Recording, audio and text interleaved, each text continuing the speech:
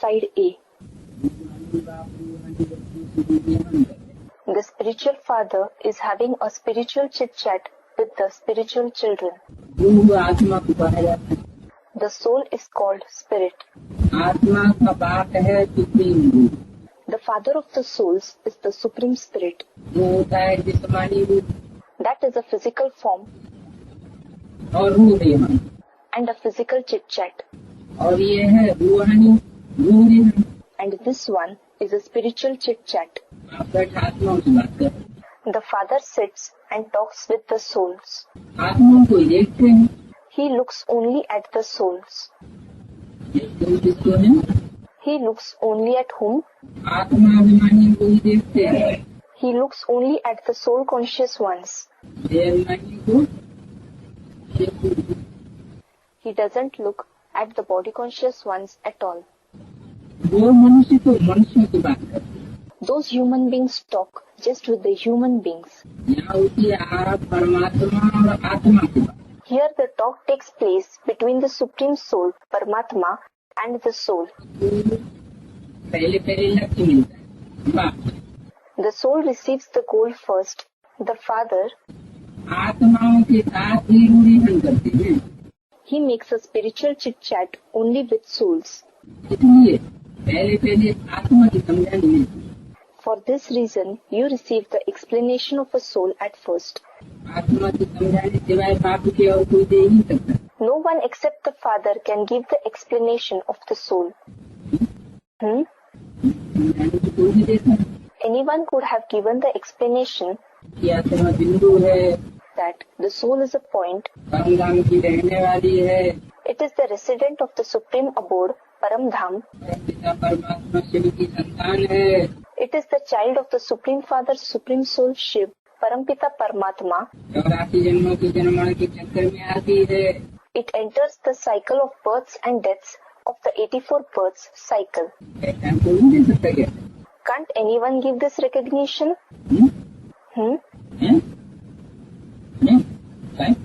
No, why not? What other work do we have? A student is saying something.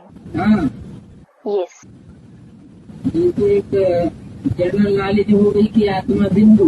This is just general knowledge that the soul is a point. So, all the souls are points. The soul of all creatures, the insects, animals, birds, moth, is a point. But what special role is recorded in the point-like soul? What special roles of which births are recorded in it?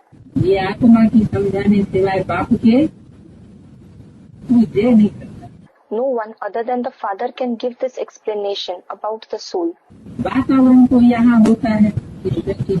The atmosphere is here, indeed, in this world. Father sits and explains to the souls of these living beings.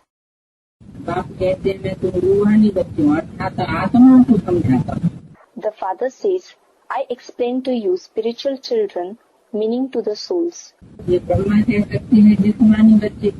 This Brahma can say bodily children.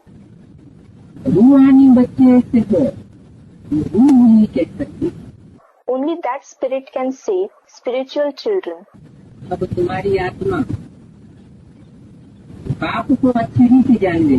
Now your soul has recognized the Father properly.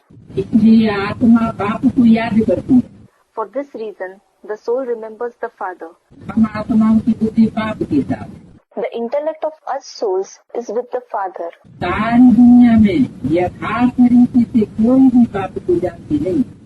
No one in the world knows the Father accurately.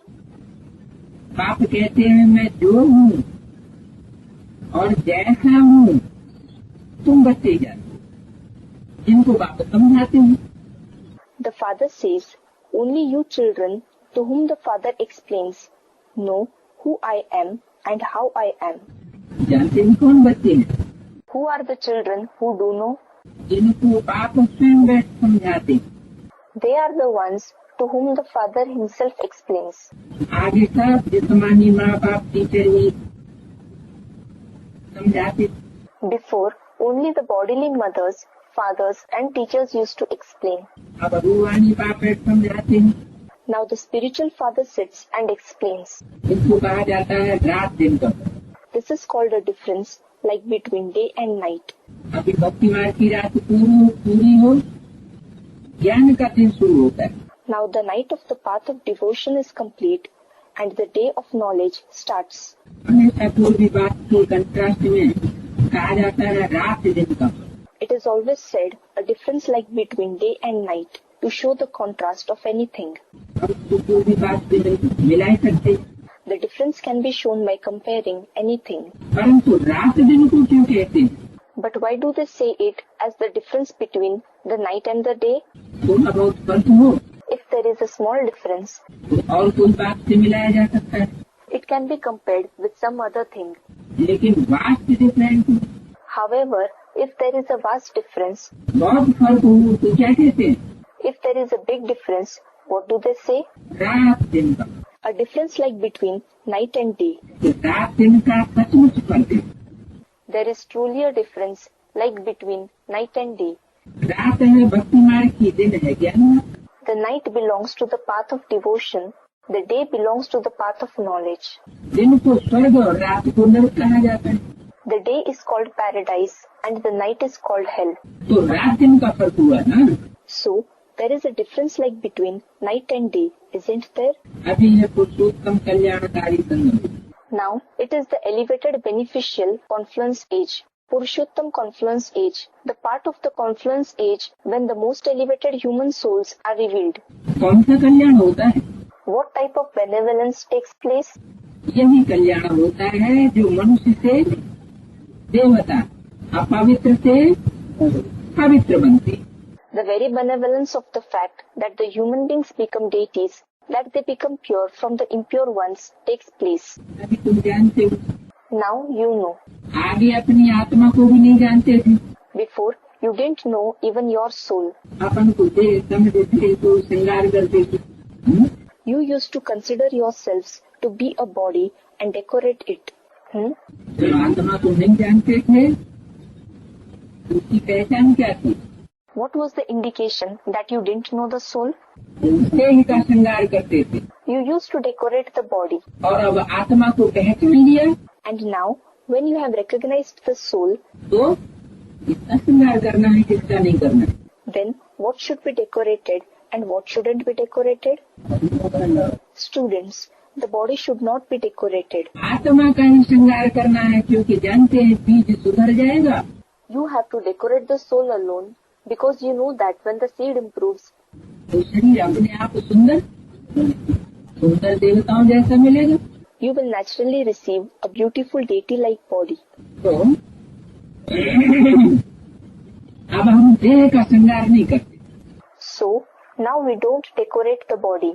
अभी बाप ने समझाया है, Now the Father has explained, तुमको अपनी आत्मा का श्रृंगार करना है। you have to decorate your soul.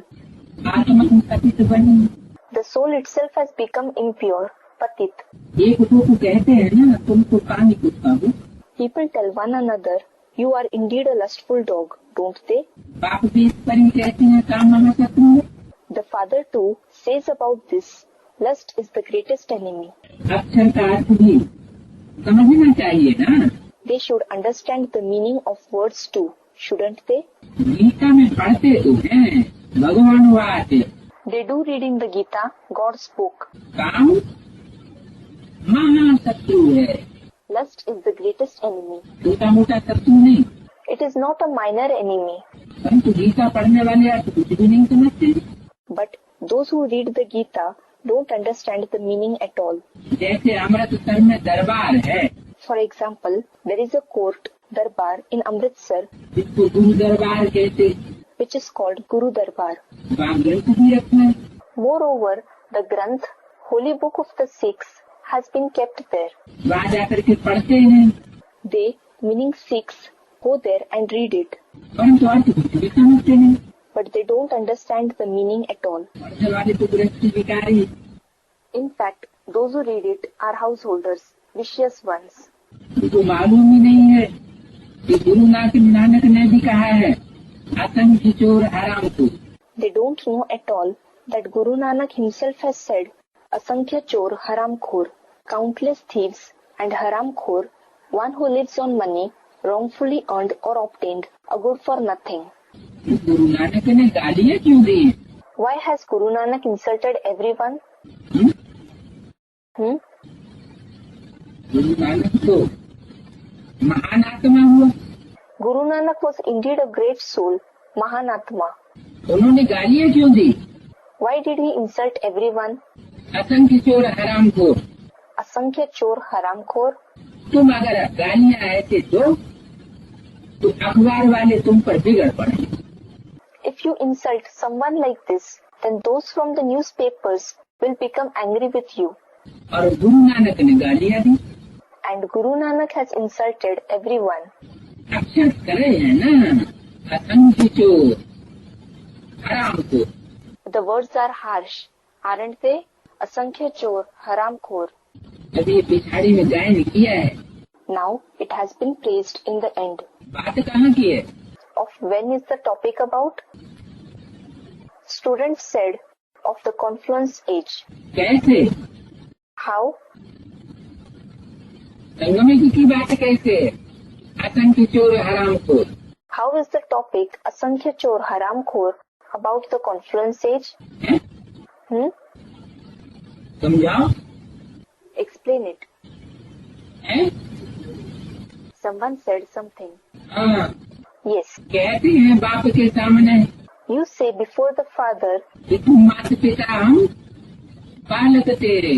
you are the mother and father, we are your children. तो जब तुम माता पिता हम बालक तेरे प्रैक्टिकल में हो गए So, when you have become the children of the same mother and father in practice, तो आपस में क्या हुए? what did you become amongst each other? भाई बहन हुए। You became brothers and sisters. फिर क्या करते? Then what do you do? सामने तो कह दिया और पीछे से? You said this before the father, and what did you do behind his back? पीछे से चोरी कर ली।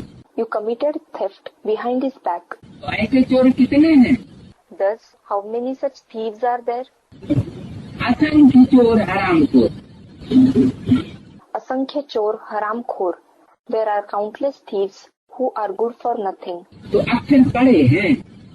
Therefore, these words are harsh. तुम समझते हो ये सारी दुनिया पतित है।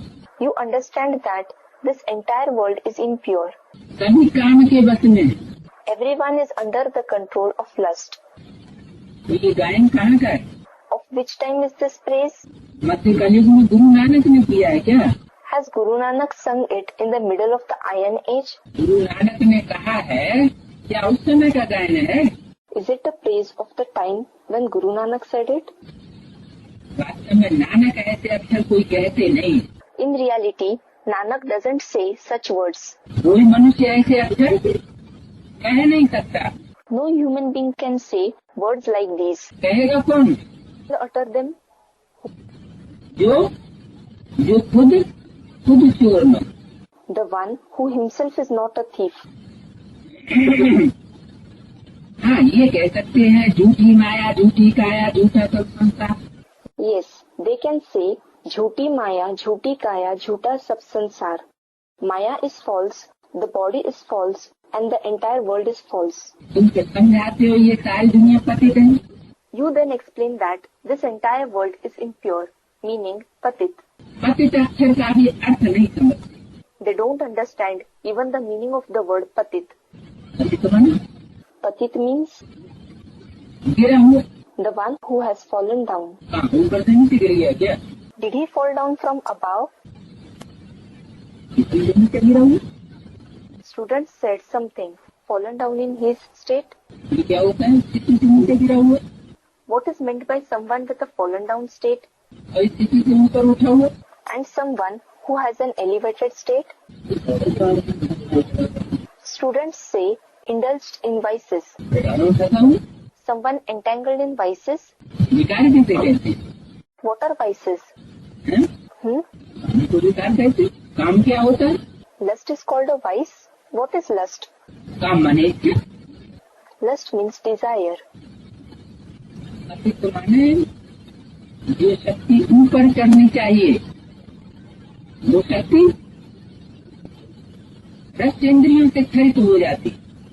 Patit means the energy which should rise upwards flows out through the corrupted organs. तो क्या हुए? पतित। Therefore, what did they become? Patit. जो बिंदु ऊपर जाना चाहिए, वो बिंदु नीचे जाता, The point which should rise upwards goes downwards. तो ये पतित। Then they are impure. जिसको कहते हैं ऊर्ध्वरेता हो जाए। The state which is called to become urdhvareta, meaning the state in which the energy rises upwards. शक्ति ऊपर को जाने की स्वभाव वाली बन जाए, तो हुए power. If the energy develops the nature of going upwards, then they are pure. क्षरण न हो, शक्ति क्षीण न हो, It, that is energy, should not flow out. The energy should not be reduced. नीचे की ओर नाले में न जाए, It should not go downwards towards the drain. मस्तक की ओर जाए। It should go towards the brain. देवताओं के नैन देखो, चेहरा देखो, और आज के मनुष्यों के नैन देखो। Look at the eyes of the deities, look at their faces, and look at the eyes of the human beings of today. गड्ढे में अंदर घुसते चले जा रहे हैं, आंखें ऐसे हो गई जैसे बंदर। They are sinking inside into the sockets. The eyes have become like that of the monkeys. क्यों फर्क हुआ? Why has this difference come up? आंखों की ज्योति कहाँ गई? Where did the shine of these eyes go? शक्ति क्षीण हो गई, The energy has reduced. पतित हुए। They have become impure. तो पतित अक्षर का भी अर्थ नहीं समझते। So, they don't understand even the meaning of the word patit. तो पतित हो ऐसे कहकर बुलाते नहीं है। They don't call the father saying, I am impure. ये बाप है समझाते। The father sits and explains this. कोई भी गुस्से में आकर कहते हैं ना, ये उल्लू का बच्चा हराम को, Anyone becomes angry and says, ये उल्लू का बच्चा हराम को, don't they? It means the child of a fool, a good for nothing. गुस्से में आते हैं तो ऐसे कहते हैं। They say this when they become angry. ठीक है, स्वभाव वाले जो होते हैं ऐसे भी कहते हैं। Those who have a harsh nature speak like this. अभी तुम समझते हो ये सारी पतित दुनिया अभी है। Now you understand that at this time this entire world is impure. अभी तुम हो संगम युग पर। At present you are in the confluence age. ऐसे ऐसे अक्षर मुख से कहते नहीं है, स्वयं को समझाने के लिए फिर कहना पड़ता है। He, that is the father, doesn't say words like these through the mouth, but it has to be said in order to explain. इसका बच्चा उल्लू का बच्चा। Whose child? The child of an owl. उल्लू को कहते हैं। उल्लू की क्या खासियत बताई होगी? An owl is called. What speciality of an owl has been mentioned in the Murli? चमगादड़। In fact, you should say the child of a bat. Someone said something. तो चमगादड़ उल्टा लटकता है, उल्लू थोड़ी उल्टा लटकता। It is a bat who hangs upside down. An owl doesn't hang upside down. तो कहना पड़ता है। So, it has to be said. फलाने ऐसे कहते। So and so used to speak like this. तो बाप समझते हैं हमारे सामने बच्चे बैठे हैं। So, the father understands the children are sitting in front of me. बच्चों का बुद्धियोग शिव बाबा के साथ रहता है। The connection of the children's intellects remains with Shiv Baba. Shiv बाबा परमधाम का रहने वाला। Shiv Baba is a resident of the Supreme Abode, Paramdham. जब बुद्धियोग ऊपर रहेगा या नीचे रहेगा? So, will the connection of the intellect remain above or will it remain below? बुद्धियोग Shiv बाबा परमधाम का रहने वाला है, तो बुद्धियोग ऊपर रहेगा। The connection of the intellect, when Shiv Baba is a resident of the Supreme Abode, the connection of the intellect will remain above. और जब बुद्धि ऊपर रहेगी, And when the intellect remains above, तो मन बुद्धि जहाँ होगी वही तन जाएगा, वही तन जाएगा। the body as well as the wealth will go where the mind and intellect is. ऊंची स्टेज जाएगा, It will go to a high stage. नीचे कार्य में नहीं जाएगा। It cannot go to lowly actions. जो कामी होते हैं उनका धन कहाँ जाता है? Where does the wealth of those who are lustful go? नीचे जाता है। It goes below. विशेष दुनिया में वैश्याओं के यहाँ जाता है, It goes to the prostitutes, Vaishya, in the vicious world. लपटों के यहाँ जाता है। It goes to the licentious people, Lampat. और जो ऊंचा होगा, पावन होगा, तो उसका धन कहाँ जाएगा? And where will the wealth of the one who is elevated and pure go? ऊंची स्टेज में जाएगा, ऊंचे कार्य में जाएगा। It will go in an elevated stage. It will be spent for elevated work. इसलिए बाबा कहते हैं For this reason, Baba says, दान भी किसको करना चाहिए? whom should you give donation to? हैं? Someone said something. तो पात्र को दो। Give it to the one who is a deserving person, Supatra. दुनिया में तो पात्र कौन है? Who is a deserving person in this world? हैं? Someone said something. इस दुनिया में सुपात्र कौन है? Who is a deserving person in this world? हैं? सब पतित हैं। Everyone is impure. पावन तो कोई है नहीं। No one is pure indeed. Someone said something. तो पाप आया हुआ है, अगर ये बुद्धि में आ गया, If this comes to your intellect that the Father has come, निश्चय बैठ गया, if the faith develops, तो पाप तो सफल करेगा। then the Father will make it worthwhile. बाप ऊंचे ही ले जाएगा, The Father will certainly take you only upwards. नीचे नहीं ले जा सकता। He cannot take you downwards. तो बोला मुरली में पाप को डायरेक्ट करने से तुम्हारा 21 जन्म का बनता है। So, it has been said in the Murli, when you directly give the donation to the Father, an inheritance of 21 births is made for you, और देहधारी की थ्रू करने से एक जन्म का बनता है। and if you give it through the bodily beings, an inheritance for one birth is made. अभी बाप अपना परिचय दे रहे हैं, Now the Father is giving his introduction. हम बिल्कुल नहीं जानते थे। We did not know it at all. आत्मा पुनर्जन्म लेते लेते पतित होती है, Birth after birth, the soul becomes more and more impure. वापस तो कोई जा ही नहीं सकते। No one can go back indeed. ऋषि मुनि तत्वज्ञानी बहुत हैं, There are many sages, that is Rishi, saints, that is Muni, and philosophers, that is Tattvajnani. किसका ज्ञान है उनको? What knowledge do they have? तत्व का ज्ञान है। They have the knowledge of the elements, that is Tattva. मैं तत्व का ज्ञान है, They have the knowledge of the great element. ब्रह्म तत्व का ज्ञान है, ब्रह्मा तत्व का ज्ञान है। They have the knowledge of the element Brahma. They have the knowledge of the Brahma element, Brahma Tattva. उन्हों के फॉलोअर से देखते हैं, उसने बैठे बैठे शरीर छोड़ दिया। Their followers see, he, that is the sage or saint, their guru, left his body while sitting. तो फॉलोअर्स ने ऐसा करिश्मा देखा। So the followers saw such a miracle. ऐसे कई सन्यासी आदि शरीर छोड़ते हैं। Many sannyasis and so on leave their body in this way. अच्छा, शरीर छोड़ के वो कहाँ गया? All right. Where did he go after leaving the body? हैं? बैठे बैठे शरीर छोड़ दिया, चलो खड़े खड़े तपस्या करते शरीर छोड़ दिया, वो आत्मा कहाँ गई? He left the body while sitting. All right. He left the body while doing tapasya in a standing posture. Where did the soul go? Students are saying something. फिर गर्भ में गूमूत में जाके जन्म लिए। It went into the womb again and was born in dirt. Gumut, feces and urine. So, बैठे बैठे और खड़े खड़े शरीर छोड़ने से क्या फायदा? what is the benefit of leaving the body while sitting or standing? और खड़े खड़े बैठे बैठे तो अंतर हुआ क्या?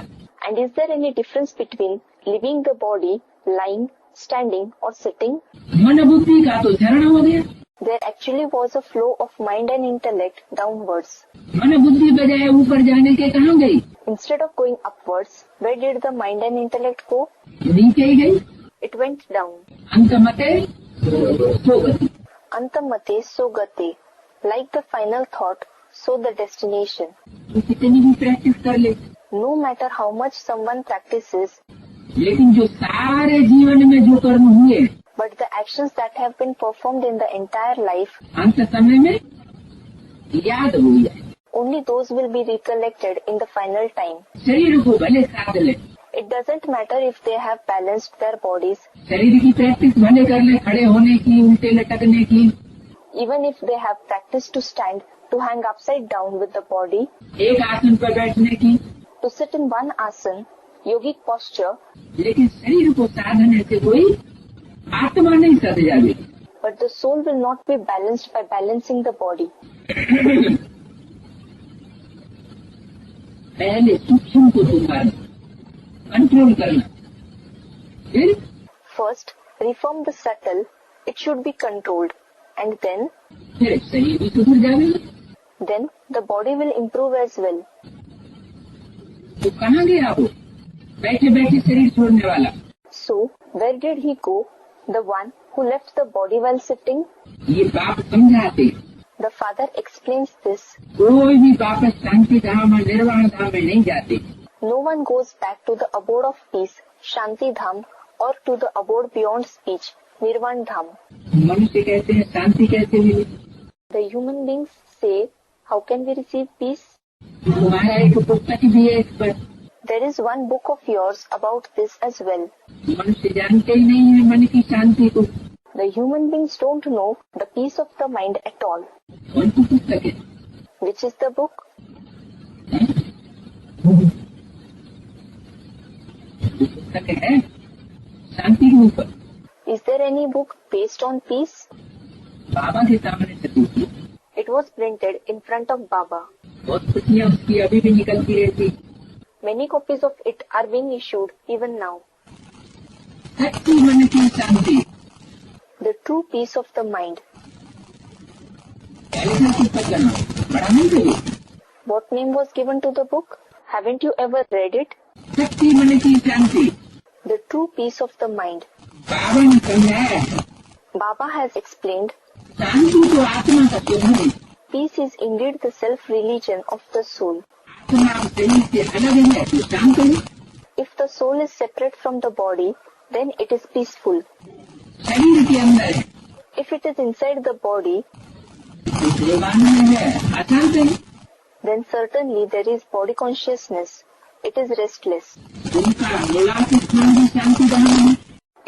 The soul's place of residence is also the abode of peace. तो आत्मा का निवास स्थान कोई हमेशा के लिए शरीर नहीं है, देह नहीं है. The body is not the place of the residence of the soul forever. उनका निवास स्थान स्थायी शांति है. Its permanent place of residence is the abode of peace. तो शांति को ढूंढते कहाँ हो? Then, where do you search for peace? शरीर में, देह में. In this body, in body consciousness? इस पर एक कहानी भी है. There is also a story on this, meaning topic. हार गले में पड़ा हुआ था The necklace was on the queen's neck, और ढूंढ की बाहर रानी. but she used to search for it outside. शांति तो तुम्हारे ही गले में है. Peace is also on your very neck. हम आत्मा मेरा स्वधर्म शांत. I am a soul and my self-religion is peace. बात कहते हैं रूहानी बच्चे The father says, spiritual children तो हम स्वधर्म में टिके. become stable in the religion of the self. एक ही बार बात तुमको समझाते.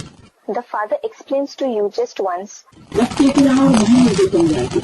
and then the children explain it to many others. Gita में पढ़ते हैं स्वधर्म में टिके, परंतु समझते हुए They also read in the Gita, become stable in the religion of the self, but they don't understand it. आत्मा का स्थायी धर्म है शांत स्वधर्म. The permanent religion of the soul is peace, the religion of the self. बात समझाते हैं तुम शांति धाम के रहने वाले हो, वहाँ शरीर नहीं हो. The father explains, you are the residents of the Supreme Abode. There are no bodies there. You souls remain peaceful there, then you come here to play roles. There are many human beings in the world, aren't there?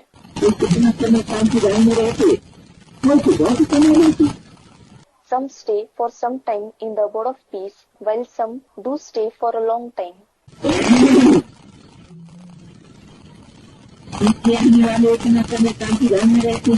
Those who come later stay so long in the abode of peace.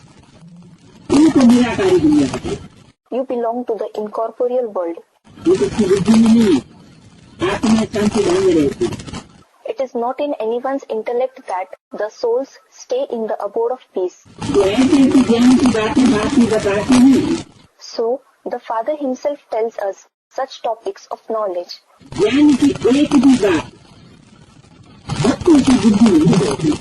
Not even a single topic of knowledge will sit in the intellect of the devotees. What will be in the intellect of the devotees? What will be in their intellect? What is meant by bhakti and what is meant by knowledge? In the intellect of the knowledgeable ones, there is knowledge.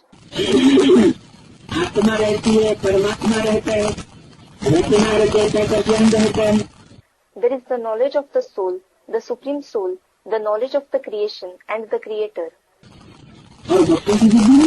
And what is in the intellect of the devotees? Someone said something. The body, the bodily being, the bodily relationships and the worship of the body. What? Whom will the devotees worship? They will worship only those who remain in body consciousness. And what about the knowledgeable ones? They are soul conscious. He, the one who is knowledgeable, will himself be soul conscious. And whose company will he remain in? Of the soul conscious ones. The religious devotion is separate anyway. Knowledge is something separate.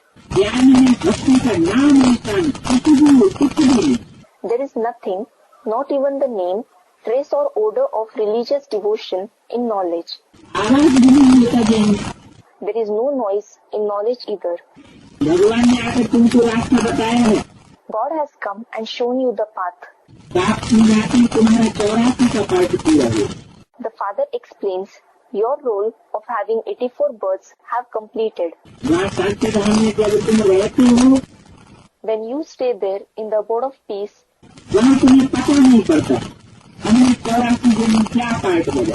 you don't know there what role we played in 84 births.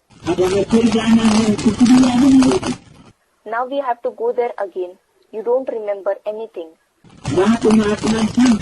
Over there, you souls were in peace too. The part emerges. Nothing happens there.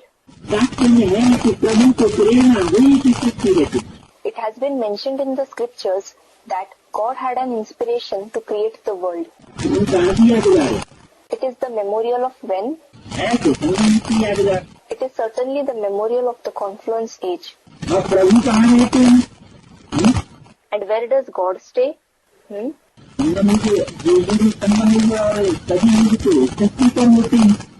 The confluence age and all the other ages are in this world.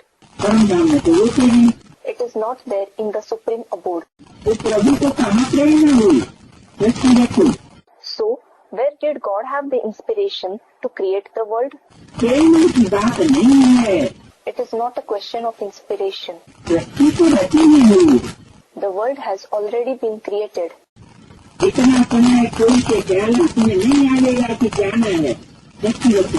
For this much time that they are in the Supreme Abode, it will not come in anyone's thought that they have to go to create the world.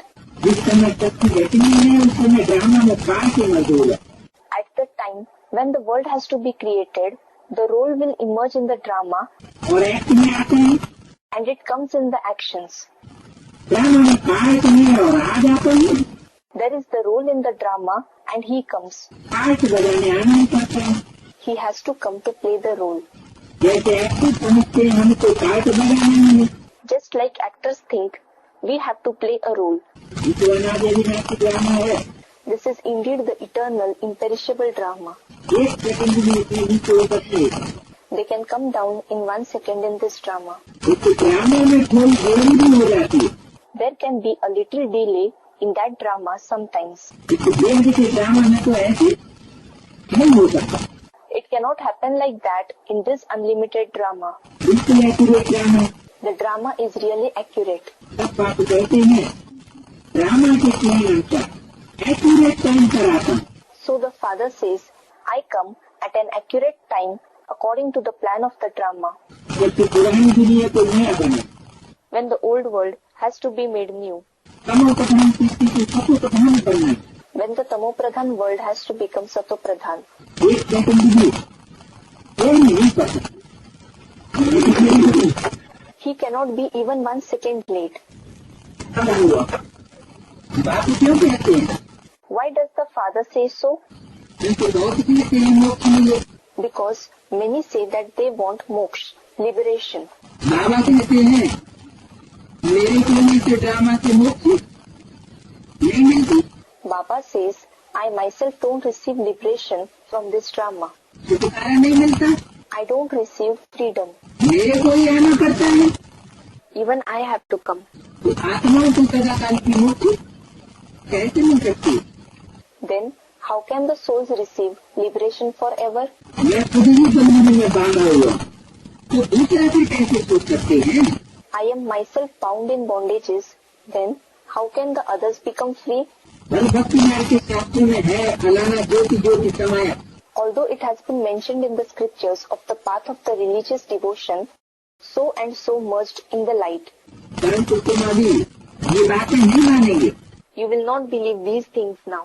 वापस कोई भी जा नहीं सकता। No one can go back. The end of side A. Side B. नहीं जाकर के बनाते। It is not that he goes and then makes your body like the kalpa tree. बाप आकर के तुम्हारी काया मन शरीर The father comes and makes your kaya, meaning body, कल्प वृक्ष समान बनाते। like the kalpa tree. कल्प की आयु 5,000 वर्ष है। The duration of the cycle, kalp, is 5,000 years. तो तुम्हारी काया आधा कल्प वृक्ष समान बना। So, your body becomes like the tree for half a cycle. आधा कल्प के लिए तुम अमर बनते। You become immortal for half a cycle. तो कल्प वृक्ष समान कहेंगे। So, it will be said that it is like the kalpa tree. आधा कल्प पवित्र और आधा कल्प अपवित्र बनते हो। You become pure for half a cycle and impure for half a cycle. तो काया कल्प वृक्ष समान अमर बना देते हैं। So, he makes the body immortal like the kalpa tree. इसलिए उसका नाम है अमर लोक। For this reason, its name is the world of immortal ones, Amarlok. और ये है मृत्यु लोक। And this is the world of death. कहते हैं शंकर ने पार्वती को अमर कथा सुनाई। They say that Shankar narrated the story of immortality, Amar Katha, to Parvati. तो यह भी गीता हुई ना? So, this became the Gita as well, didn't it? क्या? What? अमर कथा। The story of immortality. फिर अमर लोक में जाकर राजाई करेंगे। Then, they will go to the immortal world and rule there. मृत्यु लोक की अगेंस्ट अमर लोक नाम है ना? The name, the world of immortality, is against the world of death, isn't it? तो गीता किसने सुनाई? So, who narrated the Gita? Amarnath बाबा ने। The Baba, who is the Lord of the immortal ones, did. न शंकर ने सुनाई और न कृष्ण ने सुनाई। Neither Shankar narrated it, nor did Krishna narrate it. हाँ तो शास्त्रों में लिख दिया है कि गीता कृष्ण ने सुनाई। Where in the path of bhakti, they have written in the scriptures that Krishna narrated the Gita और अमर कथा शंकर ने पार्वती को सुनाई। And Shankar narrated the story of immortality to Parvati. न तो गीता से तू सुना सकते और न अमर कथा शंकर सुना सकते। Neither Krishna can narrate the Gita, nor can Shankar narrate the story of immortality. ये अभी तुम जानते हो कि गीता तो बाबा ने सुनाई है। Now you know that Baba has narrated the Gita. अमर कथा और गीता है बात एक ही। The story of immortality and the Gita is the same thing. चाहे उसको अमर कथा कहो या गीता कहो। Whether you call it the story of immortality or the Gita. ये तो कहते हैं कि भगवान ने नर अर्जुन को ज्ञान दिया नारायण बनाने के लिए। They do say that God narrated knowledge to the man Arjun in order to make him into Narayan.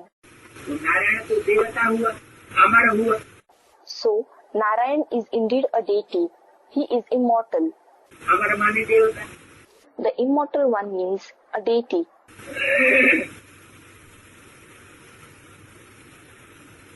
तो अमर कथा अमर बनाने की कथा है।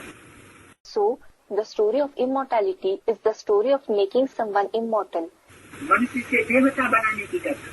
It is the story of making deities from human beings. जो हुआ गीता ज्ञान। So that is the knowledge of the Gita. बाबा आते हैं, दोनों इकट्ठे रहते हैं। Baba comes, both stay combined. कौन? Who? कौन दोनों इकट्ठे रहते हैं? Which two stay combined? यहाँ ही रहते हैं ना। They indeed stay here, don't they? तुम अपने समझते हो ये बात है, इनमें आत्मा आई हुई है। You children understand, this is the Father, a soul has come into him. इनमें In whom? यह बाप है, This is the Father, इनमें आत्मा आई हुई है। a soul has come into him. Creator बनते हैं तो उनको बाप कहा जाता है। When he becomes a creator, he is called the Father. Create की जाती है, रचना रची जाती है।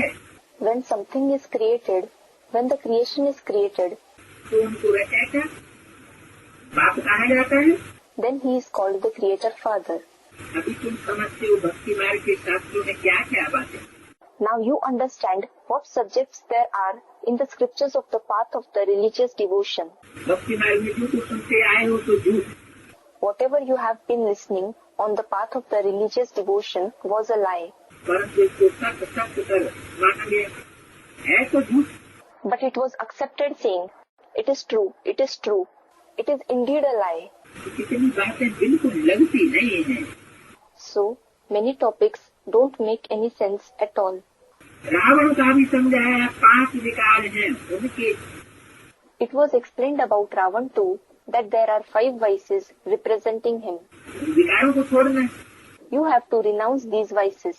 तुम विकारों पर जीत पहनते हो तो तुमने निशानी दे दी है रावण की। You gain victory over the vices, so they have then symbolized it as victory over Ravan.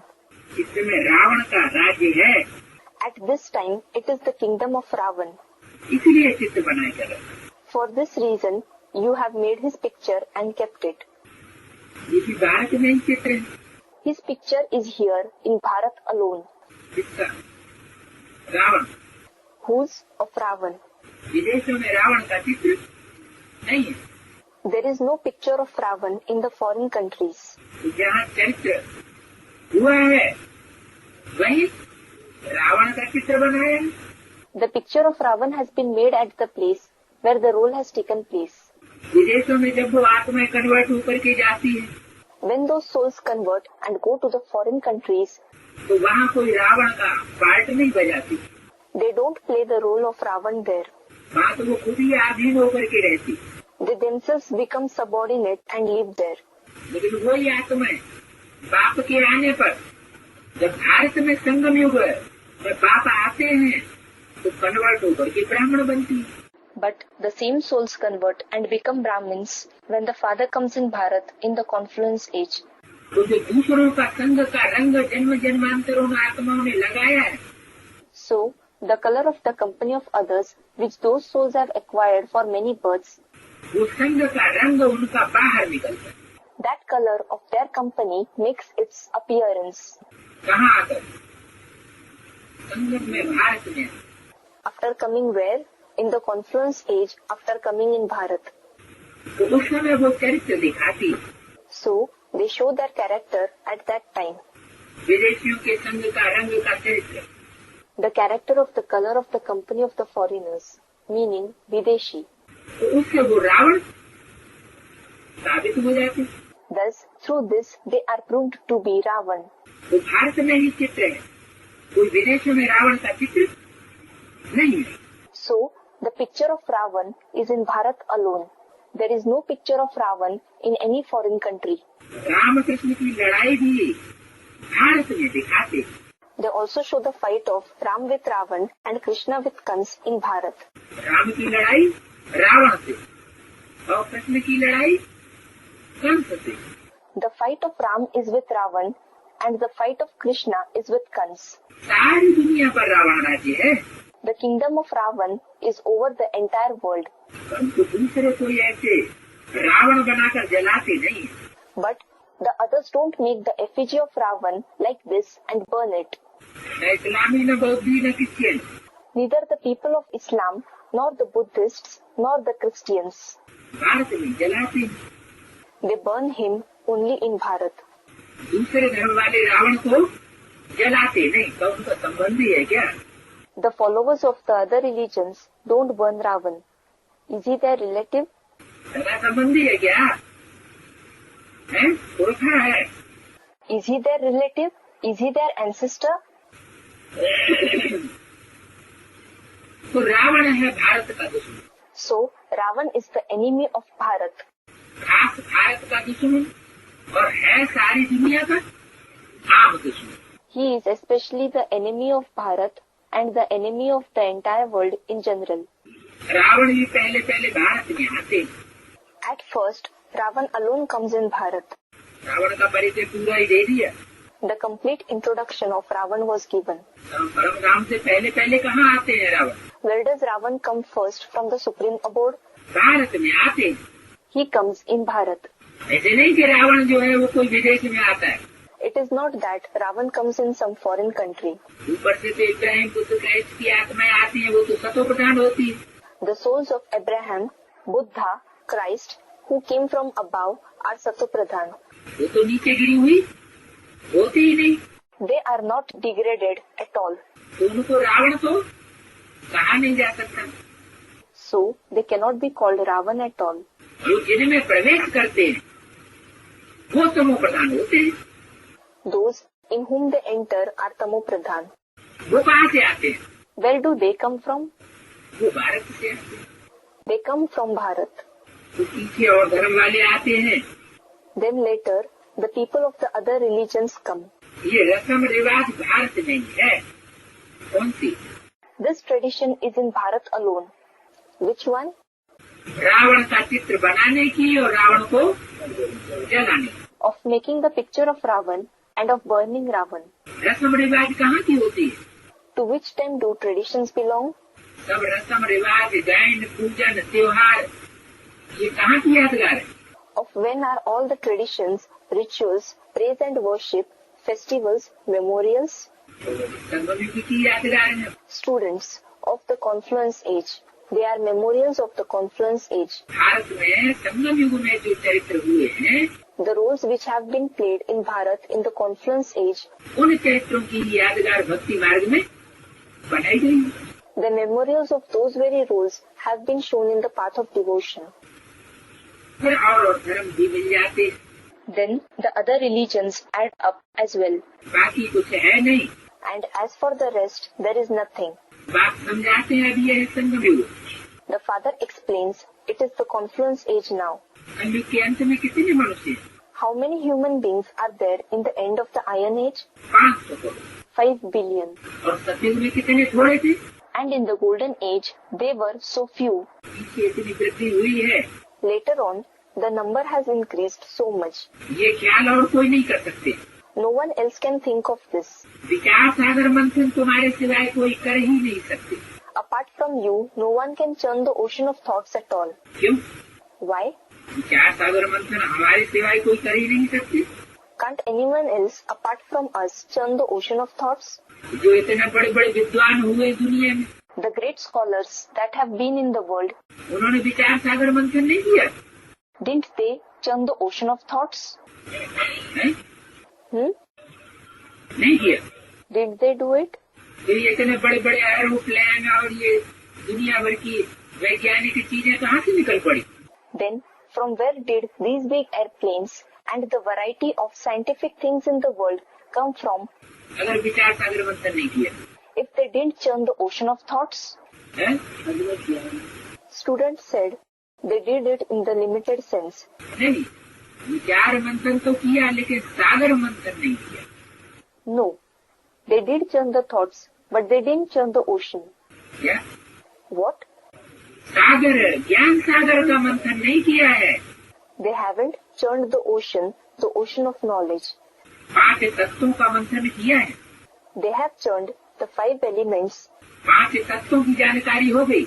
They received the information about the 5 elements. 5 तत्वों से बने हुए शरीर की नस नस नाड़ी नाड़ी की यादगार को या पहचान हो गई। They have recognized every vein and every nerve of the body made of 5 elements. ज्ञान हो गया, They received its knowledge. तो जड़त्व का ज्ञान हो गया। So they received the knowledge of the non-living things. लेकिन ज्ञान सागर चैतन्य का ज्ञान नहीं हुआ। But they did not receive the knowledge of the living ocean of knowledge. तो जिसको ज्ञान सागर चैतन्य का ज्ञान होगा उसको विचार सागर मंथन भी चले। The one who will have the knowledge of the living ocean of knowledge, he will also churn the ocean of thoughts. तुम्हारे सिवाय ये विचार सागर मंथन और कोई कर नहीं सकते। No one apart from you can churn this ocean of thoughts. ये सृष्टि कब से बढ़ी? From when did this world increase? क्या हुआ? What happened? मेरे को सब कहाँ गए? कुछ भी पता नहीं। Then where did all of them go? You don't know anything. Why? ये दूसरे धर्म में कन्वर्ट होने वाली आत्माएं हैं। The souls who are going to convert into the other religions, ये विदेशों में जाने वाली आत्माएं हैं। or who are going to the foreign countries, उनकी बुद्धि में ये नहीं आवेगा कि कृष्ण का जन्म कहाँ होगा, कौन करेगा, कैसे होगा। it will not come in their intellect where the birth of Krishna will take place, who will do it, how it will take place, सृष्टि की रचना कब होगी और कैसे होगी, when and how the creation of the world will take place. उनकी बुद्धि में ये बात नहीं आती। This topic will not come into their intellect. उनको समझाओ तो भी जल्दी उनकी बुद्धि में नहीं बैठेगा। Even if you explain to them, it will not sit in their intellect quickly. उनका इससे कोई कनेक्शन ही नहीं कि कृष्ण को जन्म कौन देगा। They don't have a connection with these subjects at all. Who will give birth to Krishna? नई सृष्टि में जनरेशन कहाँ से आएगी? Where the generation will come from in the new world. तो क्यों नहीं आएगी ये बातें बुद्धि में उनके? So why won't these topics come into their intellect? क्योंकि वो असली विचार सागर मंथन नहीं करते। It is because they don't churn the real ocean of thoughts. 5 तत्वों का या बृहत तत्व का चिंतन करते हैं। They think about the 5 elements or the great element Mahat Tattva. Brahma तत्व का चिंतन करते हैं। They think about the Brahma element. इसलिए उनकी बुद्धि में विचार सागर मंथन नहीं करते। For this reason, the churning of the ocean of thoughts cannot take place in their intellect.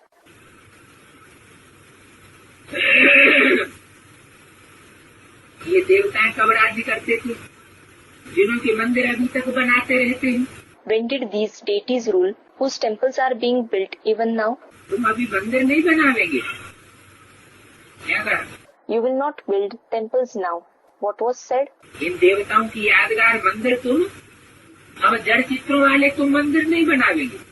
You will not build temples with non-living pictures as the memorial of these deities now. और वो क्या करते हैं? And what do they do? वो उन्हीं देवताओं की यादगार मंदिर बना करके उनमें फिर जड़ चित्र स्थापन। They make the memorial temples of those very deities and then establish the non-living pictures. Translate के सही। It doesn't matter if they are translate, meaning pictures in a box lit from inside. उन जड़ चित्रों को स्थापन करते रहते। They keep establishing those non-living pictures. उनकी भक्ति करते रहते। They keep worshipping them. यह चित्र बनाते हूँ समझाने के लिए। These pictures are made to explain. ये कोई हम पूजा करने के लिए, उनकी याद करने के लिए नहीं बनाते। They are not made to worship or to remember them. जो 4 चित्र हैं किस लिए बनाते? Why are these 4 pictures made? ये तो समझाने के लिए बनाते हैं। A student, in order to explain. They are made in order to explain. इनकी हमको याद नहीं करते। We don't remember them. वो मंदिर बनाते हैं परंतु समझाते तो कुछ भी नहीं। They build temples, but they certainly don't explain anything. खुद ही नहीं जानते लक्ष्मी नारायण आदि का मंदिर कितना। They themselves don't know how much the temple of Lakshmi and Narayan. खुद ही नहीं जानते उनको लक्ष्मी नारायण आदि का मंदिर कितना खर्चा करके बनाते हैं। They themselves don't know them how much they spend to build the temple of Lakshmi and Narayan and so on. तुमको थोड़ा खर्च करके चित्र बनाते हो उनकी जीवन कहानी से। As for you, you spend a little and make the pictures based on their life story.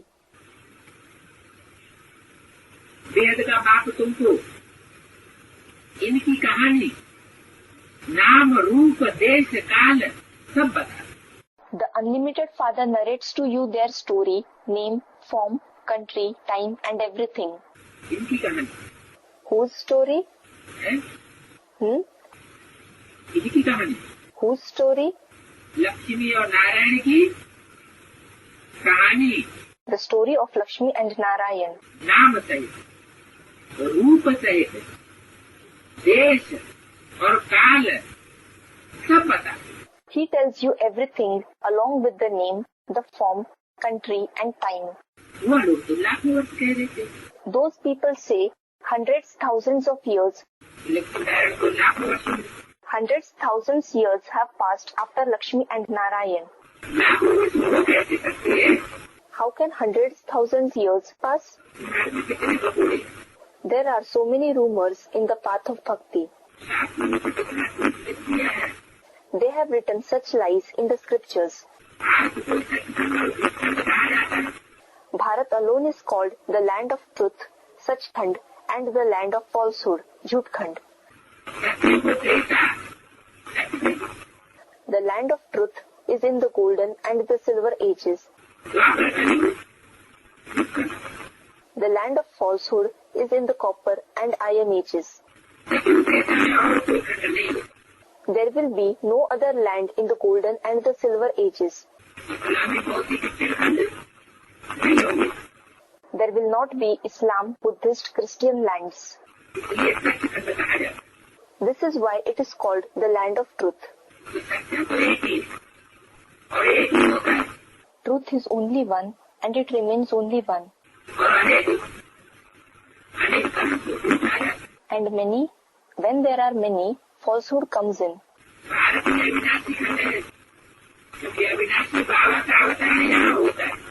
Bharat alone is an imperishable land because the imperishable Baba incarnates here.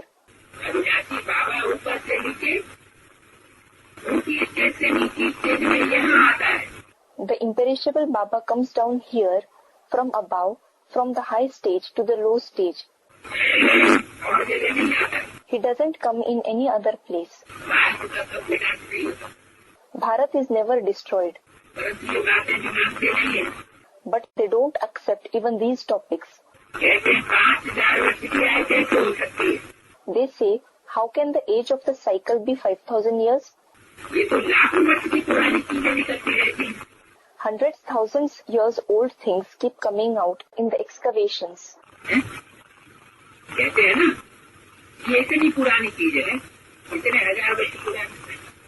They say, this thing is so old.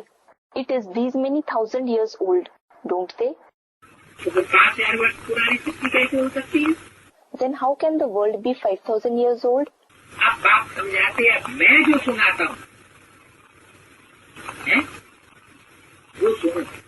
Now the father explains, listen to what I narrate.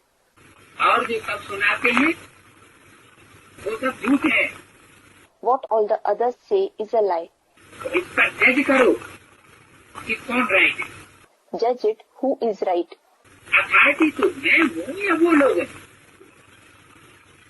जो कहते हैं लाखों वर्ष पुरानी चीज है। Am I the authority or are they the authority who say these things are hundreds, thousands years old? बीज को देखने से सारा ज्ञान आ जाएगा। The entire knowledge will come by looking at the seed. बीज रूप तो मैं हूँ ना। I am the seed form, am I not? समझेंगे ये बीज लगाने से ये फल निकलेगा। They will understand that this fruit will be obtained by planting this seed. आम के झाड़ से आम ही निकलेगा। Only a mango will be obtained from a mango tree. और मनुष्य सृष्टि का बीज कैसे निकले? मनुष्य सृष्टि का बीज। And from what will the seed of the human world come out? The seed of the human world? फिर क्या हुआ? What happened next? वो सृष्टि कैसे निकलती है? From what does the world emerge? आम का झाड़ कैसे निकलता है? From what does the mango tree emerge? आम के बीज से। From the mango seed. तो मनुष्य सृष्टि रूपी झाड़ कहाँ से निकलेगा? So, from what will the tree like human world emerge? मनुष्य रूपी बीज से निकलेगा। It will emerge from the seed like human being. जरूर कोई बीज रूप मनुष्य होना चाहिए। Definitely, there should be some seed form human being. मनुष्य झाड़ में मनुष्य ही आवेंगे। Only human beings will come in the human tree. परंतु वैरायटी देखो कितनी है। But see, there is so much variety. इसलिए वैरायटी मनुष्यों की लीला कहा जाता है। For this reason, it is called the play of the variety of human beings.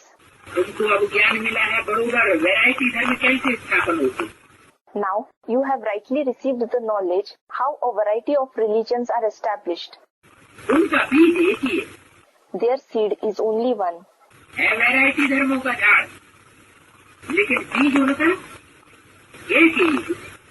It is the tree of a variety of religions, but their seed is only one. Then, और है सब मनुष्य।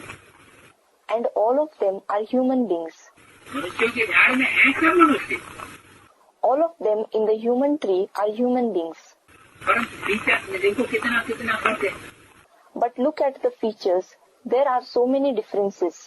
बौद्धियों के फीचर्स देखो। Look at the features of the Buddhists. Christians के features देखो। Look at the features of the Christians.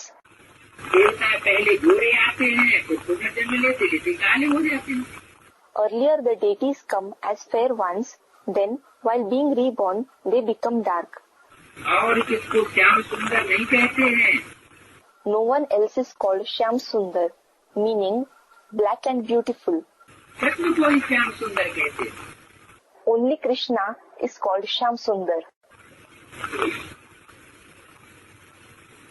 Christ को श्याम सुंदर नहीं कहेंगे।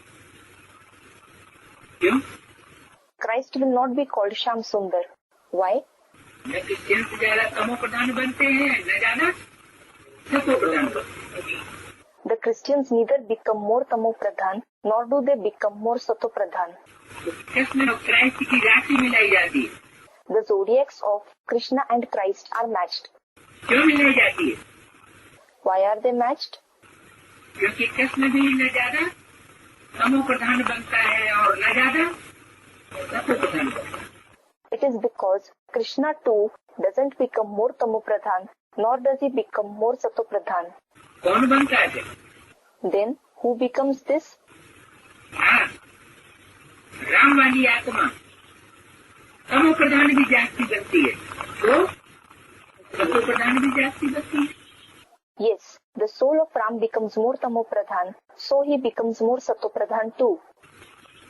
क्राइस्ट को श्याम सुंदर नहीं करेंगे। Christ will not be called Shyam Sundar. बाकी अवतार आदि को सबको मानते हैं। And as for the rest, they believe all the others to be incarnations and so on. टिक्कर विक्कर को मानते हैं। When they believe the lumps of soil, thicker and walls bhittar to be the incarnations, तो Christ को अवतार माना तो क्या हुआ? then what happened if they believed Christ to be an incarnation? क्या? What? टिक्कर मानो जिसको ठोकर लगे और टूट जाए, मिट्टी का ढेला। Thicker means the one which breaks on receiving a blow, a lump of soil. उसको ठोकर लगती है और फट से टूट जाता है। When it receives a blow, it breaks off immediately. ऐसे यहाँ भी जो देह अभिमान की मिट्टी के ढेले हैं, In the same way, here too, those who are the lumps of earth of body consciousness, और माया की ठोकर लगी और हाथ फेल हुआ, and as soon as they receive a blow of Maya, their heart fails. तो भीतर भीतर में भी परमात्मा समझ लेते। So, they consider the Supreme Soul to be in lumps of earth and walls too. भीतर मन, What does Bhitar mean? भीत माने दीवार, Bhit means a wall. जो पुरुषार्थ के रास्ते में, ज्ञान के रास्ते में विघ्न बन करके दीवान की तरह, भीत की तरह खड़े हो जाए। Those who become obstacles in the path of spiritual effort, in the path of knowledge, and stand like walls, दोनों में भी परमात्मा व्यापक समझ लिए। they have considered the Supreme Soul to be present in them too. तो Christ को भगवान माना तो क्या हुआ? So, what happened if they considered Christ to be God? अपने को ईश्वर कहलाने वाले बहुत हैं। There are many who call themselves God. तुम्हारे लिए भी कहते हैं कि ब्रह्मा को ईश्वर मानते हैं। They say it for you too, that you consider Brahma to be God. जैसे व्यास ने झूठे शास्त्र बनाए हैं, Just like Vyas has made false scriptures, ये फिर मुख से भी झूठ बोलते रहते हैं। these ones then keep telling lies through their mouths too. बाप कहते हैं मैं बहुत जन्मों के अंत में इनमें प्रवेश करता हूँ। The Father says, in the end of many births, I enter them. फिर इनका नाम ब्रह्मा रखता हूँ। किनमें? Then I give them the name Brahma. Whom? इनमें क्यों कहा? बहुवचन क्यों कहा? Why did he say them? Why did he say the plural form? दो है, राम और Krishna. Students, there are two. There are two, Ram and Krishna. बहुत जन्मों के अंत में इनमें प्रवेश करता हूँ। In the end of many births, I enter them. फिर इनका दोनों का नाम क्या रखता हूँ? Brahma. Then what do I name both of them? Brahma. एक है प्रजापिता ब्रह्मा और एक है सिर्फ Brahma. One is Prajapita Brahma and the other is just Brahma.